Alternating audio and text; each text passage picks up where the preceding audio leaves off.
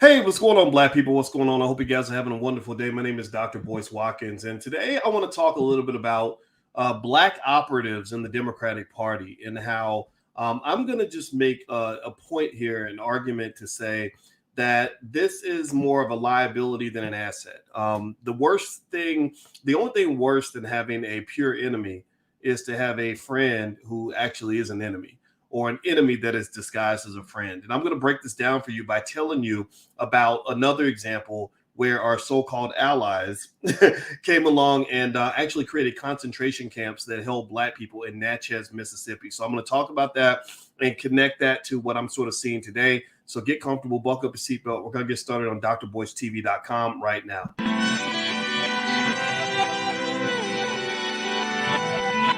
Here we are, clan the isms, cataclysm, great. Our people out here struggling, trying to make it in this state. Everybody out here doing it, but we the ones who late. Now family, we the ones who gotta delegate. Get that money in the power, never be fake. Stick to co-sign for 3. What did he say? Create jobs, support our own. Educate the same and buy back your home. Got 3 degrees, triple 10. 3 PhDs, now we on the CNN. DBTV, let's talk about negligence. Ignorance is bliss, but we can turn it to intelligence. Believe none of what you hear, half of what you see. Let's break it down here on Dr. Boyce TV. Here we are. Hey, what's going on, Black people? What's happening? I hope you guys are having a wonderful day. My name is Dr. Boyce Watkins, and welcome to drboycetv.com, the home for intelligent Black people. Shout out the city that you're from. Let me know what city you're from. Also, put your B1 in the chat on this platform. This is where we invite intelligent Black people who want to be free. We talk to intelligent Black people who want to do better. We talk to Black people who may not be intelligent yet, but they actually want to be smarter about how this world works. If you're in that category, then put a B1 in the chat. Black first. Black first means that I don't care if you're Democrat or Republican, as long as you're Black first. I don't care if you're gay or straight, as long as you're Black first. I don't care if you're male or female, as long as you're Black first. I don't care if you're rich or poor, as long as you're Black first. I don't care if you went to college or not, as long as you're Black first. That's what the B1 philosophy is all about, and that's what we believe in here. So I see some cities. I see Florida, Clarksburg, West Virginia. I see Austin, Texas, Chicago, Illinois, Tulsa, Oklahoma. Let's see Mount Pleasant, South Carolina, Washington, D.C., Memphis, Temple, Oakland. What's up, Cornell? Carnell says, what's up, PhD boys from Oakland? How you doing, Carnell? Good to see you. All right, so let's get started. Hit the thumbs up button, thumbs up button, thumbs up.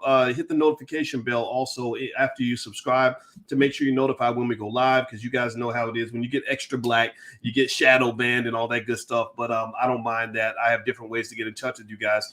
So let me hop into this conversation. I wanted to talk a little bit about something that was on my brain today, and I was thinking about Black politics. And I was thinking about why Black people have not made progress, economically speaking, specifically in the last 50 years. Like, we haven't made any progress. All this marching, all this praying, and all this voting. No voting, no vucking, right? We out here voting more than anybody. We out here marching more than anybody. We complaining and praying more than anybody, but you're not making progress. Give me a yes or no if you agree with me that when it comes to economics, Black people have not made any progress in the last 40 or 50 years in terms of wealth, ownership, and control of assets. Give me a yes in the chat if you agree with that statement, that we have made little to no progress since that time. In fact, there are studies that show that Black wealth, despite all the marching, praying, and voting that you've been doing, your wealth is going kaboom. By 2053, median Black wealth is expected to be 0, and it is going to be 0 for the Negroes. I'm telling you, the Black folks that don't listen, the Black folks that are still stuck on this nonsense, the Black folks who are falling for the okie doke, you either gonna have to push them off the boat, or they're gonna jump off the boat on their own, because they out here trying to chase down fairy tales that do not exist. They're chasing waterfalls. So give me a yes or no if you agree with me that in terms of education, Black people have not improved in the last 40 years. Our condition has not improved. Give me a yes or no in the chat if you agree with that statement.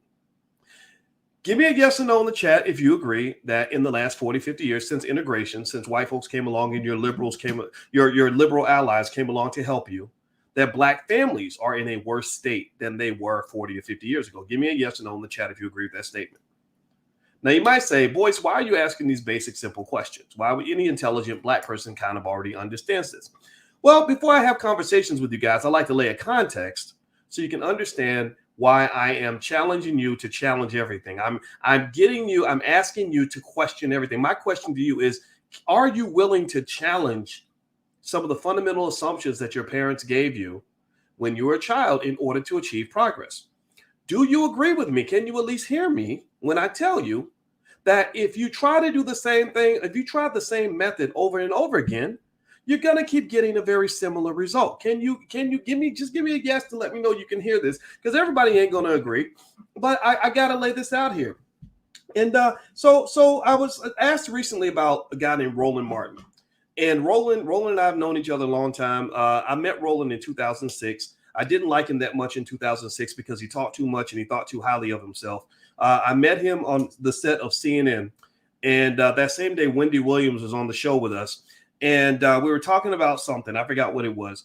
And I remember I was with my friend Dorian, and I diverted the conversation to Dorian because Roland was just talking my ear off, talk. And I was like, man, this guy does not shut up. He really likes to hear himself talk. So I'm an introvert. I don't like all that yippity yapping, right? So I kind of turned and pushed the conversation to Dorian. And I remember just thinking, gosh, this guy is he's kind of irritating, kind of thinks a lot of himself. He's kind of, and I guess people like that. I guess people like it when you're just sort of this arrogant little diva where you just kind of feel like you want to be the center of attention of everything, right? So this guy, I've known him for years, and I think he got mad at me because I wrote an article where I told him that something he said was wrong, and he's been mad ever since, right? He's been mad. I think he sent me a long bitchy text message in 2011 that literally was like a whole dissertation. And I remember just thinking, like, how does a man's thumbs type that many words in a text message? Like, that's very strange. Like, teenage girls can do that. I would just type yes or no responses. His statements were like this, right? So Roland and I can't say we're the best of friends, but at the same time, I can acknowledge his work, his hard work. I can acknowledge that he has done a good job of really developing out his platform in a very impressive way to a point. What I would challenge, though, here's what I want to draw the question mark, though. When you have people like that, because you got a lot of them, you got the Roland Martins, you got the Al Sharptons, these other individuals that do a lot of work. The question I would ask them is, who are you working for? Who are you working for? Right? And the problem that we have as Black people is that we're not really trained to work for other Black people. We're not trained to work for ourselves. We're trained to serve other people. So I spent a lot of time around Roland, spent a lot of time around Sharpton, spent a lot of time around people connected with Obama and everything else. And one of the things I noticed, and this is one of the reasons why I always start every conversation by reminding you that we're Black first, is that I learned a long time ago that there's a very big difference between serving the Black community and selling the Black community. And let me tell you the conversation I had with someone in the White House, in the Obama White House, that really helped me see this distinction. It was about 2009, and everybody was excited that Barack was president, including myself. I was very excited. I had high hopes. I really thought great things were going to happen, and some good things did happen. I think he carried himself far better than Trump, than Biden, all these people. I think he's a very classy guy in that regard. But the problem is not so much who he is, and it's more so who does he work for, right? I did not get the sense that he worked for Black people. So I got a call from a guy in the Obama administration. True story. And I'm thinking, okay, this is great. So he wants to know this guy. I don't know who he was. I guess he was like the senior executive of Negroes or something. I have no idea. And he was calling me, and he was like talking to me about stuff. And I'm thinking, oh, this is going to be great. I can tell him what the people are saying. I can tell him what Black people need from their president that they put into office. Black folks showed up and showed out, voted. We went to vote after church. We did our thing. We put him in the White House. Now, when did we get the reward? Well, that wasn't the conversation he was trying to have with me. His conversation was not, what does the Black community need from their president? That was not the discussion. The discussion was that this is what the president needs from the Black community. Now, give me a yes if you understand where I'm going with this and what I'm trying to say. It wasn't like the energy was flowing from the Black community toward the White House. The energy and obligation was flowing from the White House to the Black community. And I said, but wait a minute. They're not working for you. You're supposed to be working for them. That's like somebody, that's like you going to work. You done went to work. You done put 40 hours in on the job. And then your boss says, okay, when do I get my paycheck? Right? How many of y'all would do that? Give me a yes or no if you follow the analogy. Give me a yes or no if you follow what I'm saying. Imagine if you went to work and you busted your ass. You went hard. You worked 50 hours where you put in overtime. And imagine if at the end of the week, the boss says, now it's time for you to give me my paycheck. That's what it feels like to be Black and to vote. That's what it feels like when you vote. I'm not saying don't vote. Just so y'all know, in case you don't know, we have a free speech platform. I support and respect any decision you make. All I'm asking you to do is love yourself enough to do what's best for you. All I'm asking you to do is, like, if you vote for somebody, just be able to tell me why this person is going to improve your life. Not why this person is why the Republicans are bad. I don't want to hear that shit. I know the Republicans are bad. Don't tell me why the world's going to come to an end if Trump gets in office. Man, the world ain't came to an end. Stop that. Stop being dramatic. You're being a damn drama queen right now. Just tell me why voting for this person is going to benefit you and your children. Why is that an important fundamental question? Well, because you, for hundreds of years, have been trained to put everybody else before yourself. So when I come in here and I say every time, we're Black first, we're Black first, we're Black first, the reason I got to repeat that 18,000 times is because you have never lived in a world where your values, your feelings, your needs are ranked number one. And the reason I know you've never lived in that world is because if you go look at your damn communities, they done fell apart. The reason I know that you ain't never put yourself first is because many of y'all could have built multi-million-dollar family businesses, but every child went to go work for a white man. The reason I know you never put yourself first is because when I go to HBCUs, the best Black athletes are at the white universities and not the Black ones. Give me an amen in the chat if you get what I'm saying. Give me a yes, an amen. Give me something to let me know you know what I'm talking about here. I'm not asking you if you agree with me. I'm asking you, do you even understand what I'm talking about? You ain't got to agree, but tell me where I'm wrong. So the basic idea of saying, we're Black first, that's not hating white people. It's not me telling you can't vote. It's not me telling you that you shouldn't go and get whatever job you want. It's me saying, just put yourself first and stop serving other people, man. It makes me vomit around every election when I see certain people, and this is where we can bring a Roland Martin into the conversation. It makes me puke when I see Black people pressuring other Black people to vote for absolutely nothing. They give you a long list of items, agenda items that they claim that Biden is doing for you. Remember, Biden incarcerated more Black men than anybody in the history of this country. Adolf Hitler did not do the damage to Jews that Biden did to Black people. And you telling me that's my hero, that's my savior, that's the best we got? Are you out of your freaking mind? Or am I the only Black person born on the wrong planet? You sound dumb right now. This sounds insane. This don't even make no sense. I'm not saying that you're stupid if you go vote. I get it. Lesser of two evils. The Republicans are terrible. We got to get Trump out of. I hear all that. Okay, fine. Run with that if that makes you feel better. But just like I know, that that's a bunch of crap. And the reason that you've been trained to accept crappy explanations is because you've never ever seen what it looks like to have real power.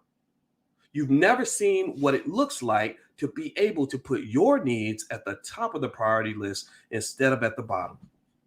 You've never been in a world where you choose what you want instead of settling for the best that you can get. Do you get what I am saying? Do you hear what I'm saying? Give me a yes or no if you get what I'm saying. So look, if me talking about Black people, us loving ourselves is somehow offensive to some people, well, all I can do is give you both middle fingers and tell you to get the hell up out of my face. Everybody else can put themselves first. I see Jewish people putting themselves first. They will come out and they will tell you that some shit is anti-Semitic when you be like, well, what does me talking about a Snickers bar have to do with me being anti-Semitic? They're like, well, you're just anti-Semitic because we said so, because we put ourselves first. Tell me if you know what I'm talking about. Seriously, like they will literally, anything you say, if you say, well, you know, Israel has a really tough policy on the Palestinians. They really need to stop killing Palestinians for no reason. They're like, oh, you're anti-Semitic, sir. You're anti-Semitic. And you're like, well, what did I say that was anti-Semitic? It doesn't matter. You're still anti-Semitic. Why? Well, because we said so. Because they put themselves first. Yeah, we don't know nothing about that kind of conversation. We don't know that. That's power talk. That's what power talk does. Power talk is a whole different language. I don't know if we've ever learned to speak that language. I'm going to just tell you the truth. I think we have to learn how to speak that language. I'm going to move forward. Before I do that, please do me a favor. Hit the thumbs up button. Thumbs up, share, subscribe if you haven't done it yet.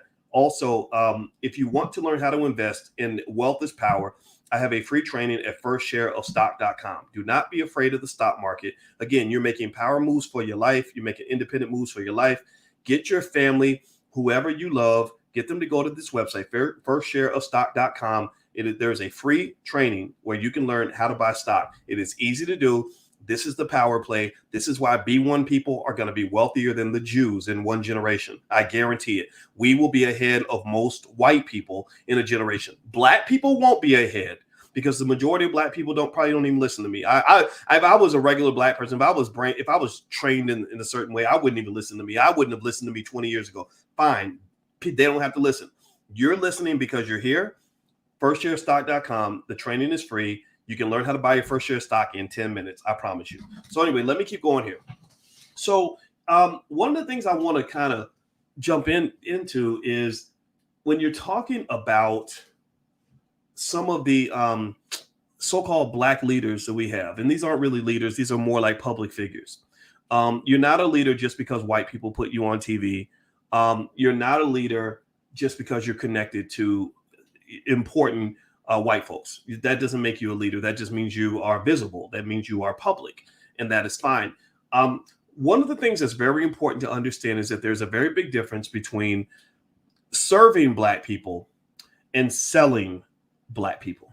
Okay. So you have these intermediaries, and this goes back to that conversation I had with the people in the Obama administration. I blew the conversation up real quick. I said, man, you're full of crap. Don't waste my time. I ain't got time to talk to you right now.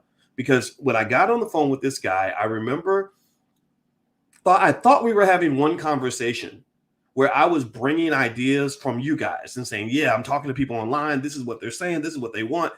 And then he's coming to me with a different conversation, which is, well, the president wants black people to do this and he wants you to do X, Y, Z. I don't like conversations like that because it makes me feel like I'm being used. To be honest, Kanye West tried to get me to get black people to boycott Adidas.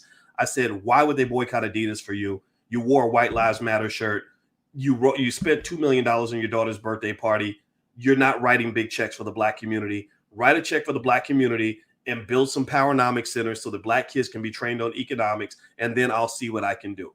This is a real life, honest to God depiction of some of these weird conversations I end up having with people who somehow expect black people are going to come to their rescue when they're having problems or having trouble, but they don't feel compelled to come to the rescue of the black community. This happens with your celebrities. This happens with a lot of your rappers. This happens with a lot of your intermediaries. They understand that influence in the black community can be sold to an overseer, whether it is a corporation.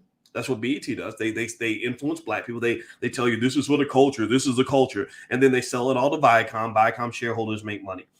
You have intermediaries like the Roland Martins and the Al Sharptons who come in and they go sit down with the Bidens and makes them feel high, mighty, and important because Kamala Harris hits them up on the cell phone. Y'all know as well as I do, Kamala Harris don't give a damn about your black ass. Come on now. Seriously. Kamala ain't really sitting around thinking about how she can make the black community better. I get it. She's trying to keep her job. Just like if you were working at Taco Bell, you'd be putting on your Taco Bell uniform, trying to figure out how to make tacos faster so that you can get in good with the manager at Taco Bell. When your cousin comes into Taco Bell, you're not really thinking about how you can feed your cousin, especially if you know that feeding your cousin will get you fired. Right now, you might try to get your cousin to buy more tacos because then you get to tell your boss, look at how many tacos I sold today. Right. That's what. So if your cousin's got money, then it's cool. Your cousin gives you money, you give your cousin tacos, and then you get to tell your boss, look at how many tacos I sold. But what if your cousin shows up and your cousin ain't got a nickel in his pocket? Well, then at that point, if your boss says, well, if I catch you giving free tacos to anybody, you're fired. Pay attention now. Give me a yes if you follow this analogy. I hope you understand this analogy, because this is what a lot of your black leaders are. They're nothing more than Taco Bell employees. That's what they are. They work. They're Taco Bell employees, and you're coming in the restaurant. So pay attention now. What if the boss says, if I catch you giving away free tacos or cheeseburgers, you're gonna get fired?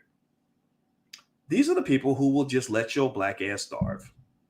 They'll just let you sit there and be hungry. They'll be like, cuz I know you're hungry, cuz, but I can't really do nothing for you. Now you got some money, then we can make it work. Well, politics is the same way. Instead of handing out free tacos, they're handing out various political favors. They're handing out infrastructure contracts. They're handing out all kinds of big government contracts, right? And black folks, see, the problem is that you don't have the wealth because white people stole all your money. You don't have the wealth to really compete in big level politics. It's hard to do. Raphael Warnock, when he ran for office, you think black people had $100 million to give him to run for Senate? No. Herschel Walker, you think black people had $100 million to give Herschel Walker to run for Senate? No. Seriously, I'm doing my Scooby-Doo. No. No. Okay, like seriously, do you really think? So do you really think? I'm serious. Like, see, there's some people who live on level one who got into the whole back and forth. Well, I like Warnock. I think Warnock's better because Herschel Walker is dummy. He's dumb. He can't even pronounce his words. You're right. Herschel Walker is probably got CTE, and he's probably one of the dumbest Negroes ever in the history of the state of Georgia, right? But then you got the other ones that are like, oh, Warnock, he's a sellout. He's just working for the Democrats, and they trying to push their agenda, blah, blah, blah. And that's why, yeah, okay, you're right. Yeah, Warnock is a Democrat first. That's what he is. He's a Taco Bell employee. He's wearing his Democrat, instead of wearing a Taco Bell uniform, it's a Democratic Party uniform. That's who he works for sure. So there are people who are having the level one conversation. And honestly, I can't really get into those conversations. There are people who got into the Warnock versus Walker conversation. I didn't participate in any of that. You know what I was looking at? There are people that can go to that higher level who go into the conversation realizing that neither Warnock nor Herschel is there for you. Neither one of those people. Seriously, which person, Warnock, Walker, or neither, is really going to come through with the $14 trillion reparations bill that reflects money that black people are clearly owed, that is clearly documented in the public record? Which one? Herschel? Or it's going to be Walker, Warnock, neither, or both? Answer in the chat. Warnock, either, or Walker, Warnock, either, or both. Which one's going to come through with that $14 trillion reparations bill? Y'all tell me. Answer the question in the chat, damn it. Please answer this question. I need y'all we need to acknowledge what's being stated right now, what we're talking about right now. Which one of these guys? And if you put Walker or Warnock's name in the chat, I'm going to have to send you back for re-education because you're clearly a little bit naive. I'm not going to call you stupid. I'm not going to be mean to you. I'm just going to say you're probably a little naive. Maybe when I was 20 years old, I might have gave an answer to. But at the end of the day, neither one of those people work for the black community. They are black faces in white spaces. They're not even black faces in high places because I don't think being around white people puts you on a higher plane. It doesn't. You think it does because you don't see your worth. You don't see your value. So you think that you look at Deion Sanders going to Colorado and you say, well, that's an upgrade. In what world is going to pasty ass Colorado with inferior athletes where they've had 2 winning seasons in 20 years? Since when was that an upgrade? I get it. I understand. I'm not knocking whether Deion should have won or not. We already had that debate. That was a debate. But seriously, the only thing that makes Colorado an upgrade is the money. That's it. That's literally it. You take away the money, there's nothing about that job that is an upgrade. Nothing. It's a harder job because you're playing against tougher teams. You got weaker athletes. You don't get you don't have the HBCU energy anymore, right? So he went into a worse place for more money. I understand that. I respect that. But at the end of the day, stop calling that a level up. Stop that, because whenever you implicitly state that being around white folks is a level up, you are also implicitly stating that being around black people is a level down. That's what you're doing. So stop saying that he rose up or he had to go to the next level. No, just say he went to Colorado. Cool. My daughter lives in Colorado. Nothing wrong with Colorado. But stop saying that he stepped up or he leveled up. No. Everything's in the eye of the beholder. That's like saying that when you went from the dark-skinned black woman to the light-skinned woman, man, you leveled up. You leveled up. No, you didn't. You just had a preference. You chose a light-skinned girl. Light-skinned women can be beautiful. My wife is light-skinned, but that is not a level up from a black-skinned woman. There's beautiful dark-skinned women. So stop it. Stop it. Where am I going with this? Well, I think at the end of the day, I think that we get our priorities a little bit backward. Values are everything. The things that you value really shape how you go about navigating the world. And the problem that you have in a white supremacist society is that we put this sort of high value sticker label on whiteness. Whiteness is like Louis and Gucci. Blackness is like Walmart and Dollar General. So you got two products that are absolutely identical, but because one is Louis Gucci white, you'll think it's more valuable. You'll pay $800 for that instead of the Walmart Dollar General black. Where am I going with this? All right, so here's the deal. When you're talking about politics in America, one of the things that really frustrates me is that you have a lot of people that on the surface, I think that they really believe that they're being pro-black. And the reason that they believe that they're being pro-black is because they are getting black people access to what they perceive to be important white people, right? And I understand this world very well because I remember, how many of you have ever been in a situation where where your relatives felt like they were really helping you by helping you get a job down at the post office or getting a job working with them at the Cheesecake Factory, or maybe they got you on at the same law firm, right? How many of you really have some pro-black people that were like, cuz I'm really going to help you because I want to help you. I'm going to help you get into this white school. I'm going to help you get into this white university. I'm going to help you get into this white corporation, right? And they really feel like they're helping you because they believe that that is better, right? So in politics, it's the same way. There are people who define themselves as pro-black because they're black faces that are advocating for a specific political party, and they're trying to get you to co-sign on that political party. That is a problem. So the Roland Martins are just as bad as the Candace Owenses. They're exactly the same. And what they will do is they will hijack pro-black rhetoric when they don't even truly understand what pro-black really is, in my view. I believe pro-blackness is a form of independence. I believe pro-blackness is when you are able to strip these labels from political parties or whomever and simply do what is best for you. I believe pro-blackness means that you put your family first, you put your community first, and anybody who is not serving your community in an appropriate way is going to get moved down the hierarchy. That's my definition of pro-blackness. Pro-blackness is not Candace Owens convincing 10 million black people to become Republicans. Candace, stop that. Stop that. You have zero credibility in anything that you say. You could say the most brilliant shit ever. Candace will say stuff that sounds like it came right out of the mouth of Louis Farrakhan or Malcolm X. But the problem is that what you've effectively done is you've hijacked pro-black language to simply get more black people to sign up for the Republican Party. That is a problem. And the same thing is at the same time, just like you have Fox and MSNBC, you also have the Candace Owens. They're correlated with the Roland Martins, who will come in and I'm black, y'all, bliggity black, y'all, blah, blah, blah. And then every election, that's when it's time to pay the piper. Every election, that is when you have black people that will pressure you to vote for the same political party that you voted for in the last election that as well as I do, didn't do a damn thing for black people. And the only thing that they do, because they've tricked you into believing that you only have two options, the only thing that they can do, they can never go down the track record of things that they've done specifically for black people because they know that they don't do things specifically for black people. They don't. So what they do is they do the Burger King McDonald's challenge. They say, you say, I don't want to eat at Burger King. That food's got cholesterol. That meat is greasy. I don't want to eat those French fries. They're going to make me sick. It's got carcinogens. It's going to give me cancer. And then they say, it's better than McDonald's. McDonald's, look at how bad McDonald's is. McDonald's, look at what they got at McDonald's burger. And what I don't understand is that when you get into these McDonald's, Burger King, Coke, Pepsi conversations, what the hell? Why is it so radical to say maybe you don't need to eat at both of those damn places? Maybe they're just both serving you two different kinds of cancer. Maybe you don't have to choose between KFC and Popeyes. Who the hell? Give me this. Please tell me you understand what I'm saying.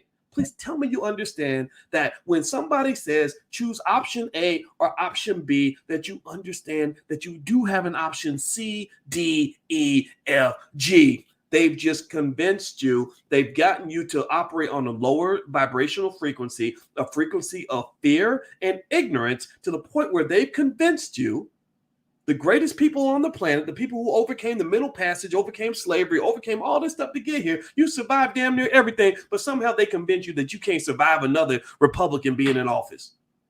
Man, get out of here with that nonsense.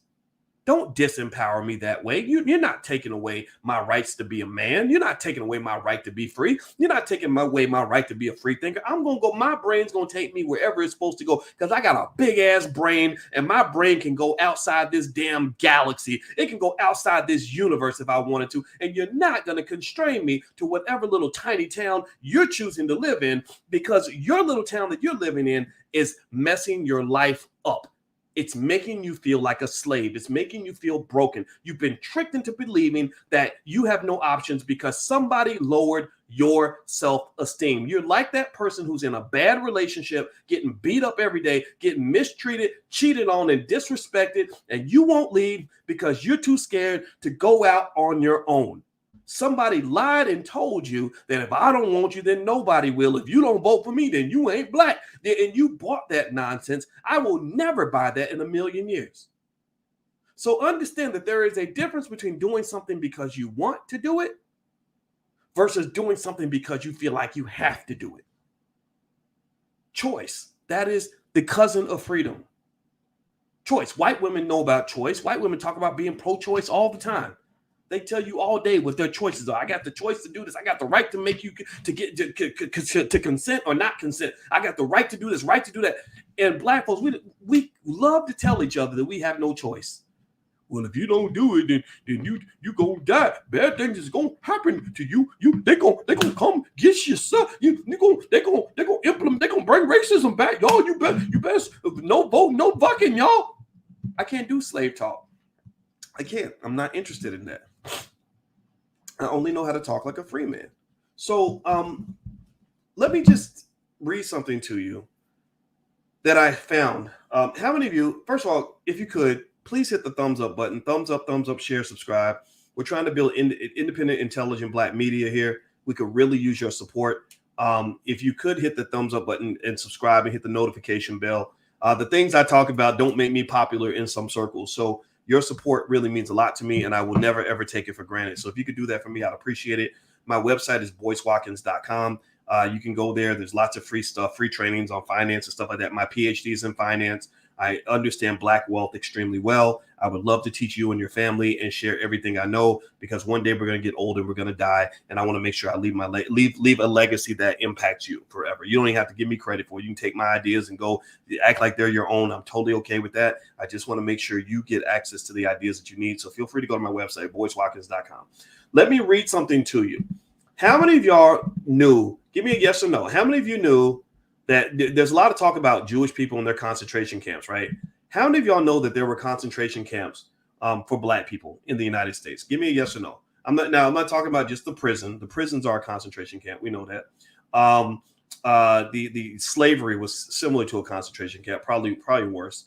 But how many of y'all know that after the Civil War, there were concentration camps created in Natchez, Mississippi? Give me a yes or no in the chat if you've heard this.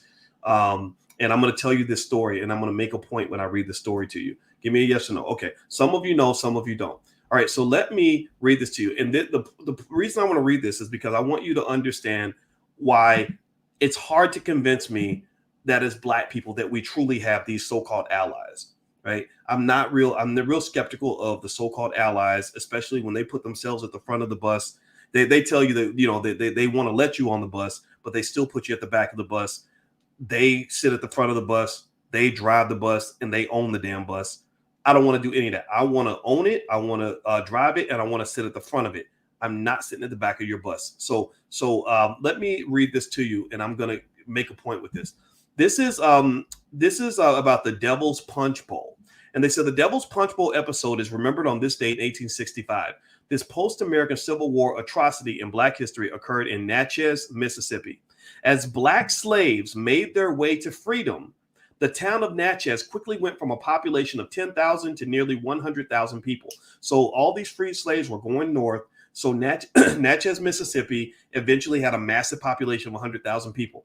To deal with the population influx of recent freedmen, these are free slaves now, a concentration camp was established by Union soldiers to eradicate the slaves, essentially. So this concentration camp was not for slave Black, it was for free Black people. So allegedly free Black people were put in a concentration camp. And did y'all hear what I said when I said who created this camp? It wasn't the Confederate soldiers from the South. I'm not saying the Confederates were good guys. I'm not saying that at all. But it wasn't the Confederates who put this concentration camp together. It was the Union soldiers. I mean, talk about friends that make you not need enemies. With friends like that, you don't need enemies. These are your saviors. These are your liberal allies. These are the people that are supposed to come help you. These are the people that are supposed to make your life better. They created the damn concentration camp.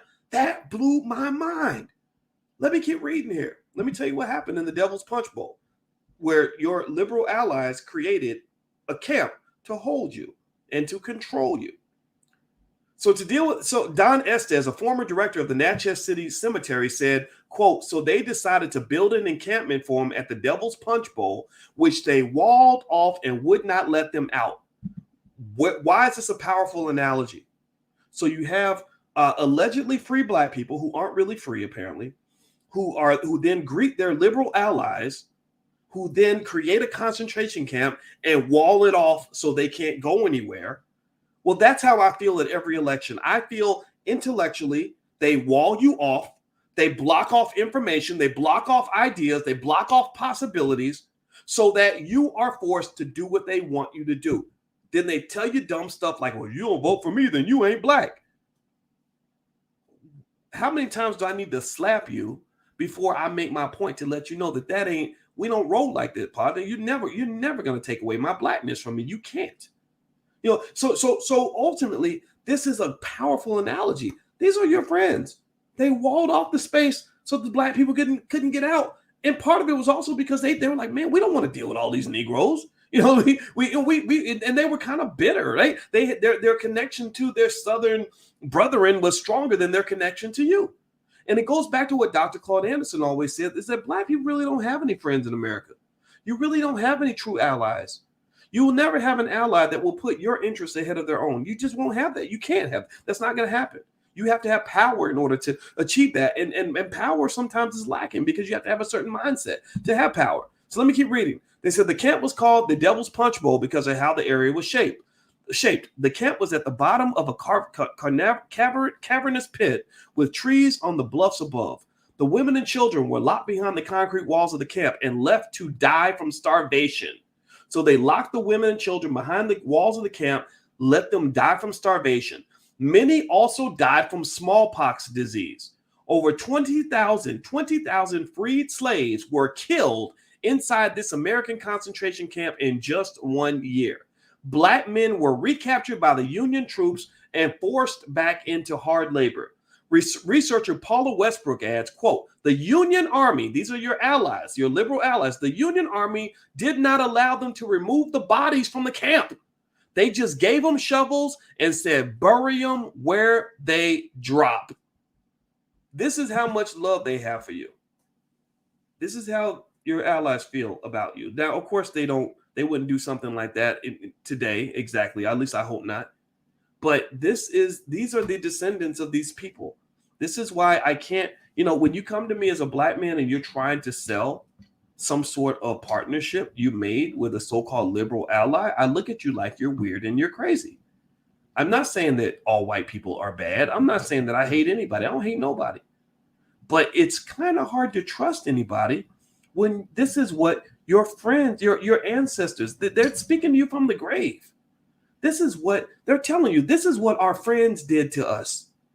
Malcolm X used to warn you about white liberals. Does anybody remember that when Malcolm X was basically saying that the white liberal can be as dangerous as the conservative? Do y'all remember that? Malcolm X said this. So the ancestors have already spoken to us. They've already told us what to do. And what I'm really saying, because we're all going to be ancestors one day, is I'm trying to say, trust yourself. Trust each other. Trust the people that really have the same interest as you. If you have one objective and I have another objective, how the hell am I going to think that you're going to pursue my agenda before you pursue your own agenda? See, white liberals, they already have their own agenda. Excuse me. They already have their own value systems. It relates to LGBT this and feminism that and whatever else they believe in, right? They have immigration. They have their own immigrant. They've already got their own agenda. And it's not so much that they are determined to necessarily hate you. I'm not saying that they're all hateful, terrible people. What I'm saying is that how the hell you think they're going to put your agenda in front of their agenda? How the hell you even think that after they go through all the items on their agenda, that they're even going to have room to address your agenda? The bus only has so much gas in it. So they're saying, look, we'll let you on the bus but you got to sit in the back. We're going to choose where the bus is going to drive, and we own this bus. And by the time they get around to driving to where you want to go, the bus has run out of gas. All the political capital is spent before they can even get to the black agenda. That's why every time any politician gets elected at the highest levels, there is no black agenda. And if they get to it, most of the time, the black agenda is nothing but a white agenda with black people attached. It's like, well, we did a lot for black people. What'd you do? Well, we helped them secure their right to vote. Why? Oh, well, because we're going to vote and we're going to keep you in power. So, of course, you're going to secure our right to vote because you know that we're going to vote for you. If you knew that we weren't going to vote for you, you wouldn't be working so hard to secure our right to vote.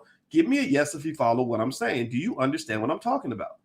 And so one of the reasons that I believe in holding some of these weird, Negro intermediaries, the Roland Martin types, accountable is because you're doing more harm than good. It sounds nice. And I guess in a society where we value whiteness that much, it does seem cool that you're friends with Joe Biden or whatever it is. But in a world where you're talking about true independence and truly building something that we can actually lean on, that's actually going to move the needle in terms of economic and educational and family progress, you've got to have your own agenda and you've got to be able to create it and develop it and fund it and secure it. You have to stop supporting things that are against the black agenda, like, for example, supporting the consistent brain and talent drain of the black community. You have to challenge false ideas, like somehow if I'm black and I'm in a black community or I'm around black people or I'm working at a black institution or whatever it is, that somehow I got to get away from them. My goal is to get away from that so that I can sit up next to some white folks somewhere. I'm not saying that you're a sellout if you're working for white people. Most of us, I was at Syracuse University for a while. It's fine. I mean, I couldn't get a job at an HBCU, so I created the Black Business School. I said, if I can't get into an HBCU, I'll just create one. And we did. And we've actually helped 10 million black people invest in the stock market for the first time. So we're getting the job done. We created the first ever black financial therapy department by working with the best and most talented black financial experts, best and most talented black therapist experts. And the reason that we have made more progress in the psychological barriers of black wealth than almost any institution in America is because that is our focus. We're 100% focused on black people. We're 100% focused on black wealth. We're not saying that black wealth is agenda item number 12 after we do the other 11 things that matter the most. We're not doing that. Blackness and black progress, or progress for your family, your community, whatever matters to you, it cannot be a byproduct. It cannot be something you do on the weekends. You can't be a weekend warrior. It cannot be something you do with your spare change. It can't be something you do when you have extra time. It has to be a top structured priority in your life, whatever that means to you. Whatever that means, start with your own damn family. If raising intelligent, healthy kids is a top priority for you, then find some way to do it without outsourcing every damn thing. You can't outsource anything in this country if you're black, because everybody will come along and taint it. And next thing you know, your kids will come home speaking a language that you don't even understand. Well, why? Well, because from the time they were born, you were trained to outsource their education to somebody else. Smartest black people I know are the ones who are homeschooling their kids. I'm not saying everybody has to do it. I get it. I know it's hard. You got to go to work. Sometimes you ain't got the time. Maybe you don't have what you need. I understand completely. I promise you I get it. So I'm not dogging you at all. I want to make sure that's clear. But those of you that have found a way to get it done, like my buddy, I have a buddy, Curtis Conway. He's married to Layla Ali. Layla Ali is Muhammad Ali's daughter. And Curtis, I love this brother, not just because we have a lot in common, but also he told me how he restructured his whole career so that he can homeschool his kids. He said, ain't nobody going in the brains of my children but me. I said, that's what I'm talking about. That's what I'm talking about. A black man, you saw the territory and you claimed it. That makes me so proud of you. And your kids are going to have the impact that is exceed. Your 3 kids are going to have more impact than 50 mediocre Negroes any day of the week. Because it's not just about how powerful your weapon is. It's whether or not you know how to aim at the right target. You must aim at the right target. So we have a lot of very intelligent, highly educated Negroes, credentials, power, wealth, everything else. They don't even know how to aim their power in the right direction. I'll give you an example. I've seen rappers literally get a check for $10 million and spend $8 million buying things from white people. So you go make an album about how you made $10 million, and that makes you the man because you made money. But then you spent your money like a damn sucker. There's nothing you can show that shows me that you hit the target. There's nothing you can show me from a structural level that you did that was specifically in your own space that is going to improve the condition of the people in your own community. You can't tell me where Jay-Z went. You can show me where Jay-Z spent $100 million, but you can't show me where Jay-Z did $100 million worth of economic infrastructure in the Marcy projects. You can't show me that. I don't see that anywhere. I'm not saying he can't do it. I'm not saying he's not a good guy. I'm not saying he's not doing good things. I'm saying that unfortunately we're trained to sort of see our commitment to the black community is kind of this extra thing that we do. Even I did that. When I was at Syracuse, I was like, well, I'm going to teach white and Jewish kids every single day in class. That's what I'm going to do with my main job. But then I'm going to go and mentor black boys on the weekends. That's going to be my part-time job. Or I'll mentor a couple of black students a year at Syracuse. That was a part-time. That was when teaching black and Jewish and Asian kids was my main thing. And teaching and working with black people was my part-time thing. And I said, something isn't right about this. So now I flipped it. Now teaching black people, talking to black people, connecting with black people, sharing with black people. That's my main thing. That's my main job. That's the structured part of my life. That's what I've dedicated my whole life to. When I got married, I said, you know what? I could get married to a white woman and have a black side chick, or I could marry a black woman and have no side chick. So that's what I did. I married a black woman. I poured into a black woman, and that's what I've dedicated my life to. So you can't tell me that if you didn't do that. I'm not saying that everybody has to do the same thing, but it's kind of hard. It would be kind of hard for me to say, yeah, I really support the hell out of black women, and I want y'all to meet my wife Becky. My wife Becky, she's down. She's very pro-black, even though she's white. She's very pro-black. Well, black women are going to be sitting there saying, well, if you're really down for us, like when it came time for you to really step up and make your biggest investment of your life, you passed us right over. Let me just tell y'all this. Hit the thumbs up button. Thumbs up, share, subscribe. I'm going to tell y'all a story. I'm going to tell y'all a Kanye West story in a minute. Let me turn this heater down for a second. Hit the thumbs up button, share, subscribe, all that. One of the most awkward conversations I had with Kanye when he called me was I had to tell him the truth. I told him the truth. I said, look, I don't judge you for what you're doing with Jews. I don't judge you for your life choices or anything like that. I said, but I have to be honest with you. I don't care about Jewish people that much. I don't think about them. I don't care about fashion shows in Paris. I think that stuff is kind of stupid. And I never would have married a Kardashian. I married a black woman just so I could avoid Kardashian problems. I didn't want to have the problems you're having, right? That's why I married a black woman. I said, the one thing I care about is the black community. That's it. That's what I care about. So that's why we're on the phone. That's where we vibe. That's where we can connect. That's what I understand. All the other stuff is a waste. It's like a waste of time. It's a waste of energy. It doesn't make sense to me. It does not compute to me, because I think that as a black man, I am my most impactful when I am focusing all of my energy into one small space. And where I focus my energy is on my family and on my community. And that's it. And that's the thing. So a mediocre person who is focused can have 10 times more impact than an extraordinary person who is unfocused.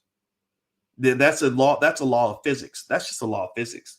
In physics, a focused laser can cut through a wall. An unfocused laser can barely keep the room warm. So ultimately, are you a focused laser? That's the question. Who are you working for?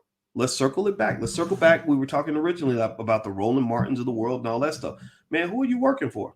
We know you got black people all around you. We know you got black people on your show. We know, and it's great because they get access to your platform and all that. We know we got black people that like what you do. That's cool. But who are you really serving? Who are you working for?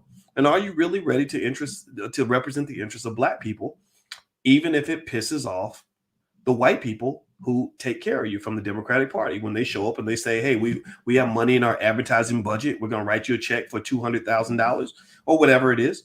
Are you able to look past that and say, well, you know what? I need these things for black people.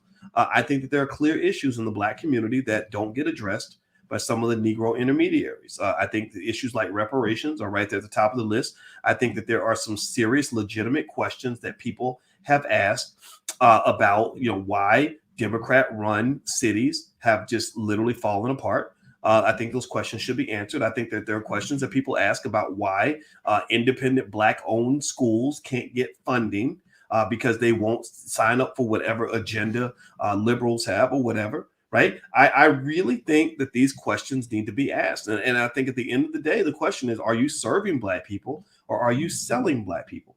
And so really, what I really think overall, and this is where I'm going to conclude, but this is the reason I told that story of the Devil's Punch Bowl, is to say that sometimes in this country, if you're trained in the right way from birth, the right way, meaning actually, if you're trained in a specific way from birth, you can get to the point where up becomes down and down becomes up. Many of us as Black people, in my view, we are raised almost like the way they raise a geisha girl in Japan. The geisha girls are kind of like high-class prostitutes. The way they raise a geisha girl is they train her from the very beginning of her life to believe that her job is to do whatever's necessary to make men happy. That's it. No different from the lady on Coming to America, where he said, bark like a dog. She said, ruff, ruff. He said, a big dog. She said, woof, woof, hop on one leg. And he's like, arf, arf, arf, arf. She's hopping on one leg, or woof, woof, woof, whatever, right? I think that's kind of what happens with us. That is how we are trained. We're trained to serve other people. Where's the evidence of that, boys? Well, let me give you some evidence. Number one, when it comes to consumerism, Black people are trained to be the biggest consumers in America. We're trained to buy products, not produce or sell anything.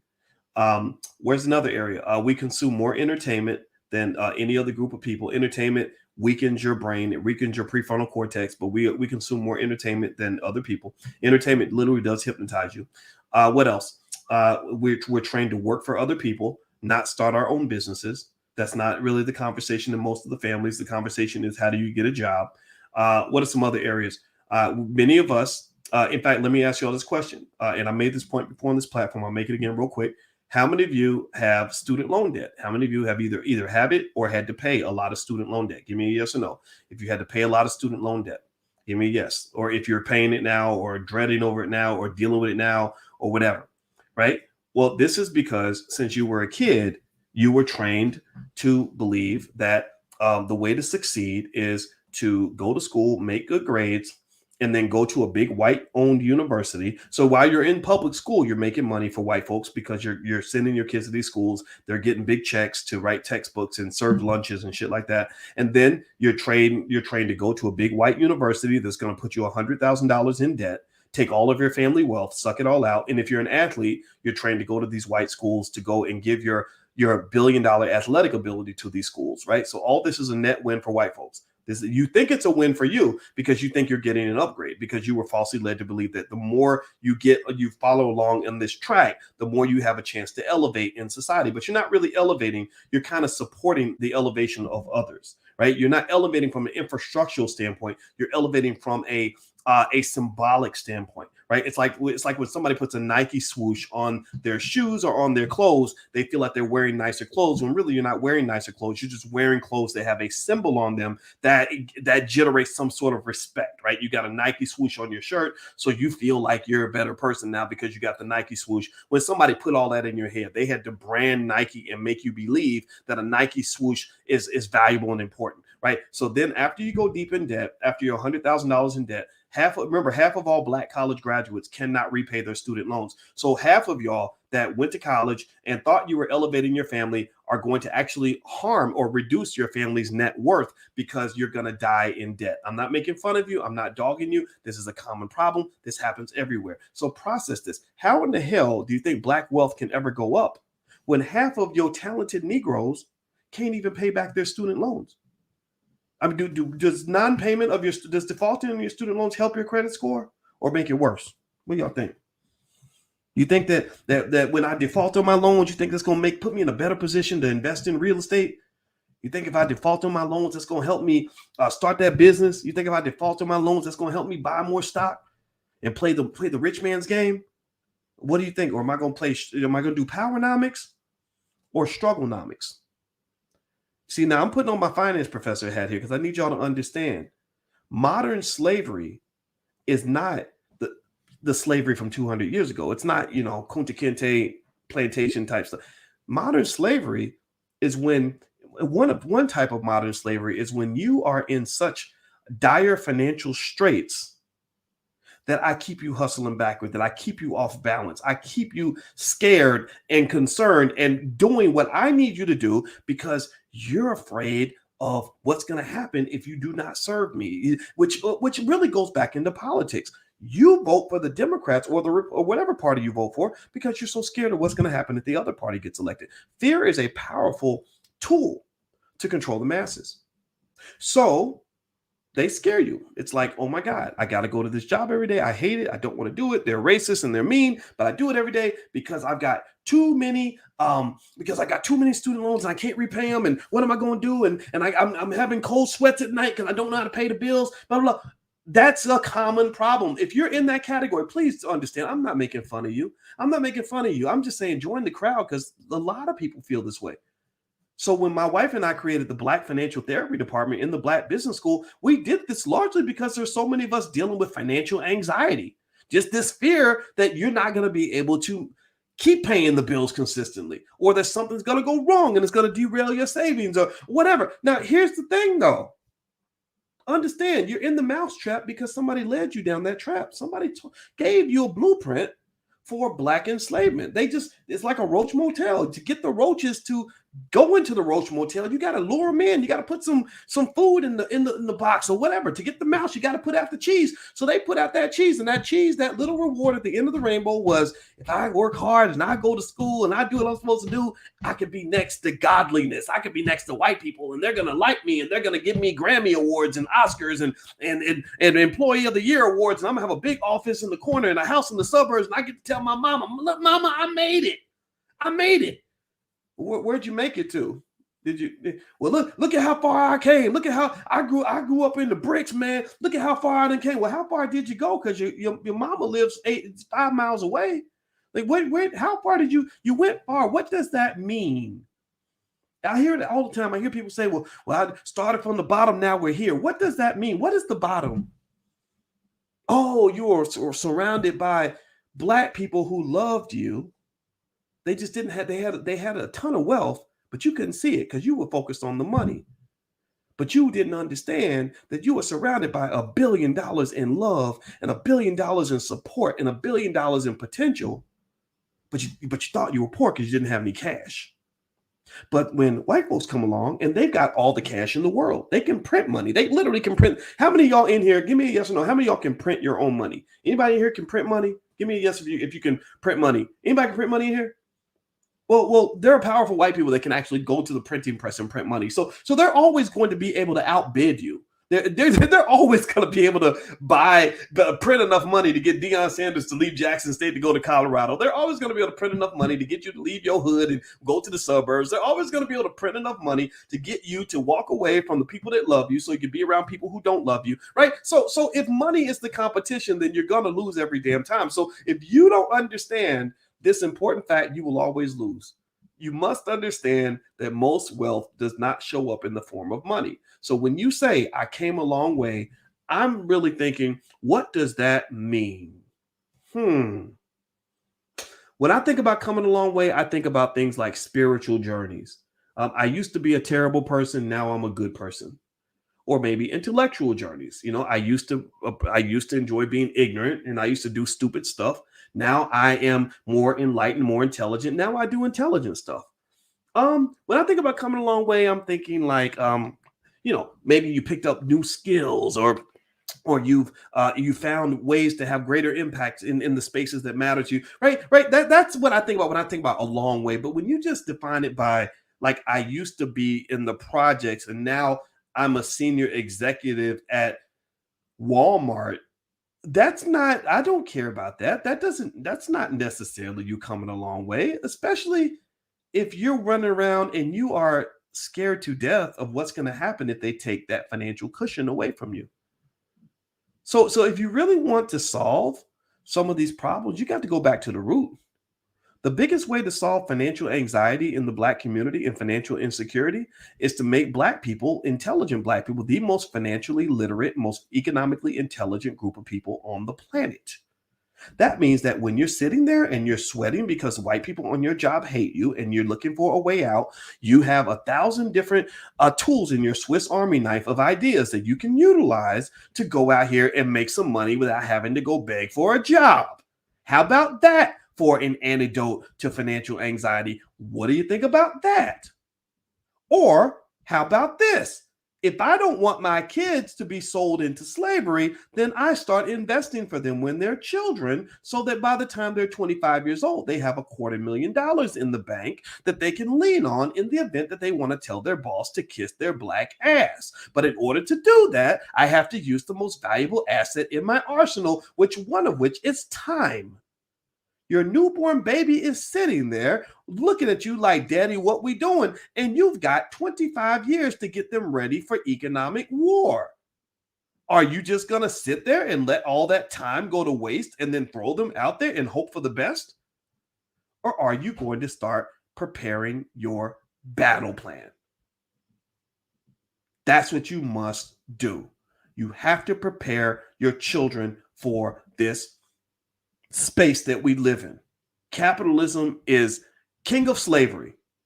Capitalism is built on the enslavement of other human beings using tools like debt and economic insecurity as a pathway to get you to submit to whatever the hell they want you to do.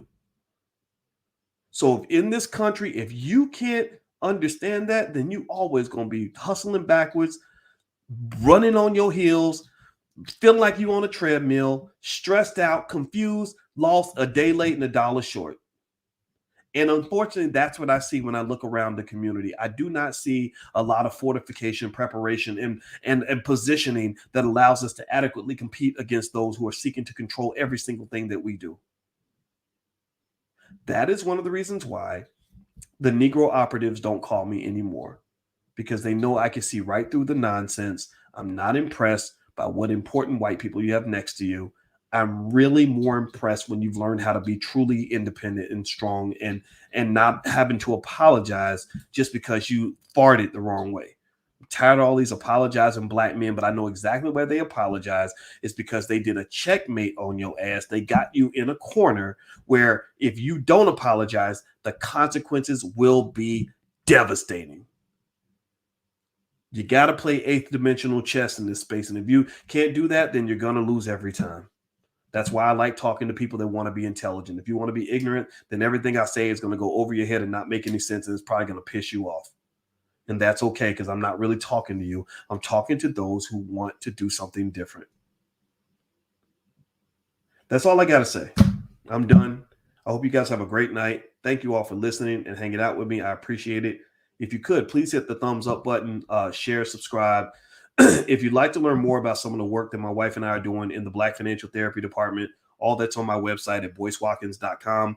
We have lots of great stuff going on in the Black Business School all the time. And also, we do have a Black Business School for children. We just actually created a whole crypto certification for kids. So feel free to go to blackmillionairesoftomorrow.com. So they have certifications on stock market investing, real estate investing, cryptocurrency, etc. So feel free to go to blackmillionairesoftomorrow.com if you'd like to take a look at that. All right, guys, thank you for listening. I will check in with you later. I'm going to go say hi to my mama, and I love you. See you soon. Peace.